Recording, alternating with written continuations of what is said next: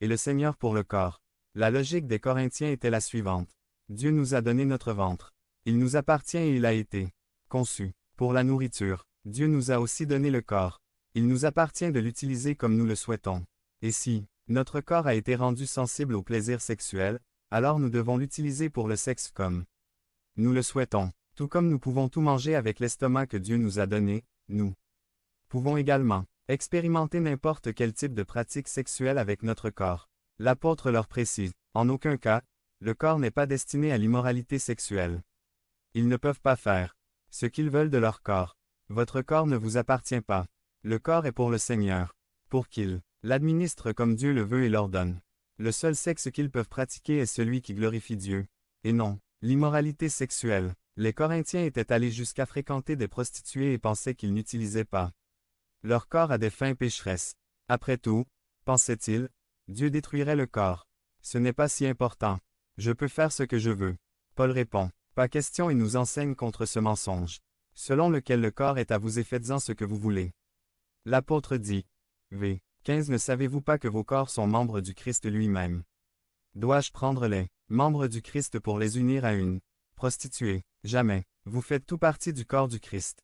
Nos corps ne nous appartiennent pas, ils sont membres du Christ. Ainsi, lorsque nous pratiquons l'immoralité sexuelle, nous sillonnons de manière déshonorante le corps et les membres du Christ. Point. Votre corps ne vous appartient pas. C'est celui de quelqu'un d'autre.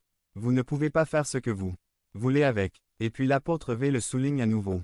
19 Ne savez-vous pas que votre corps est le temple du Saint-Esprit, qui est en vous et que vous avez reçu de Dieu? Vous n'êtes pas vos propres propriétaires. Nos corps ne nous appartiennent pas. Ils sont un temple pour le Saint-Esprit. Nous ne sommes pas nos propres propriétaires. La troisième personne de la Trinité a élu domicile en nous. C'est votre temple. C'est un sanctuaire, pour la gloire de Dieu. Votre corps est une récitation qui appartient à quelqu'un d'autre. Vous ne pouvez donc pas donner votre avis, ni en faire ce que vous voulez. Il y a quelques années, la maison familiale où j'ai vécu environ 15 ans de ma vie avait été transformée en salon d'esthétique. Je n'étais pas très contente de revoir mes souvenirs d'enfance parmi les tubes, permanentes, lacs, gel et faux ongles. Mais même si je n'étais pas d'accord avec l'usage qui était fait de la maison, je ne pouvais pas donner d'opinion, ni me plaindre, ni dire ce qu'il fallait faire.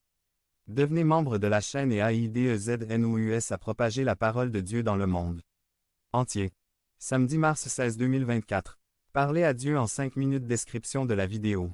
Parce que cette maison appartient maintenant à quelqu'un d'autre, je ne peux pas dire au propriétaire ce qu'il doit ou ne doit pas faire de sa maison. La Bible enseigne, comme nous le voyons dans ce passage, que nous ne sommes pas nos propres maîtres.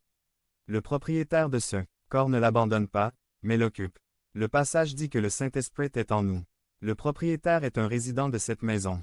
Nous sommes des intendants ou des administrateurs de cette maison et nous ne sommes pas les propriétaires.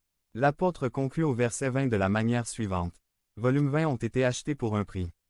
Par conséquent, honorez Dieu avec votre corps. Ici, le langage du prix payé pour un esclave est utilisé. Christ a vécu, est mort et est ressuscité pour nous acheter afin que nous soyons des serviteurs de Dieu. Nous avons arrêté de servir les ténèbres. Maintenant nous servons le royaume de Dieu. Vous ne pouvez plus déshonorer celui qui vous a acheté pour lui-même en utilisant votre corps comme vous le souhaitez. Vous avez été acheté par le prix. Quelqu'un t'a acheté, tu ne t'appartiens plus. Vous appartenez à quelqu'un d'autre. En bref, contre le mensonge selon lequel notre corps nous appartient et que nous pouvons faire ce que nous voulons. L'Écriture nous enseigne.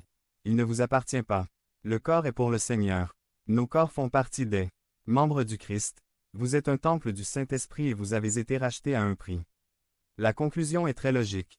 Puisque vous n'êtes pas à vous, mais que Dieu le possède, alors votre corps est pour la gloire de Dieu. Le même apôtre Paul, dans l'Épître aux Romains 6, 12, 13, dit: Ne laissez donc pas le péché régner dans votre corps mortel, et n'obéissez pas à ses mauvais désirs. N'offrez pas les membres de votre corps au péché comme instrument d'injustice. Au contraire, offrez-vous plutôt à Dieu comme ceux qui sont revenus de la mort à la vie, en présentant les membres de votre corps comme des instruments de justice. Point. Utiliser votre corps pour la gloire de Dieu implique que, de manière décisive, vous allez utiliser votre corps pour obéir à Dieu. Vous allez utiliser votre corps comme instrument de justice. Vous allez renoncer à toute pratique, habitude ou action qui plaît à la nature pécheresse, et vous allez intentionnellement chercher à pratiquer, accomplir ou faire tout ce qui plaît à Dieu. Le corps n'est pas destiné à ce que nous suivions nos propres désirs, ni à ce que nous l'utilisions à des fins mauvaises. Notre corps est pour la gloire de Dieu. Cela implique de refuser d'utiliser vos yeux pour regarder ce qui contamine votre âme.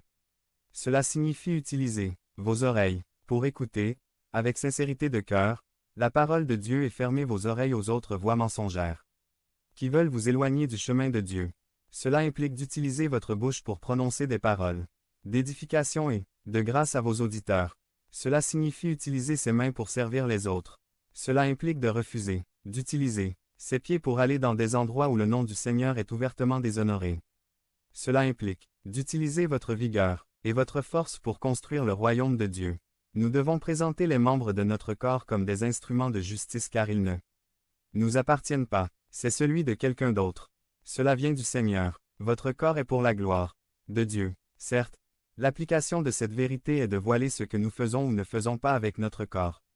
Mais aussi un autre sens dans lequel nous devons appliquer la vérité selon laquelle notre corps appartient au Seigneur, est de prendre soin du corps lui-même, puisqu'il n'est pas le nôtre et nous devons rendre de bonnes comptes au propriétaire. En ce sens, nous devons intentionnellement assurer le bien-être de notre corps. Parfois, dans les cercles chrétiens, on a tendance à penser que la seule chose qui compte est le spirituel. Les questions du corps deviennent membres de la chaîne et AIDEZNOUS à propager la parole de Dieu à travers le monde. Samedi 16 mars 2024. Si vous croyez en la puissance de Dieu, commentaire 11. Ils sont relégués au second plan et parfois ils ne sont même pas pris en compte. Mais comme nous le voyons aujourd'hui, il ne s'agit pas d'idolâtrer le corps, ni de le négliger. Il est important d'en prendre soin car ce n'est pas le nôtre et c'est pour la gloire de Dieu. C'est pourquoi nous devons manger correctement et de manière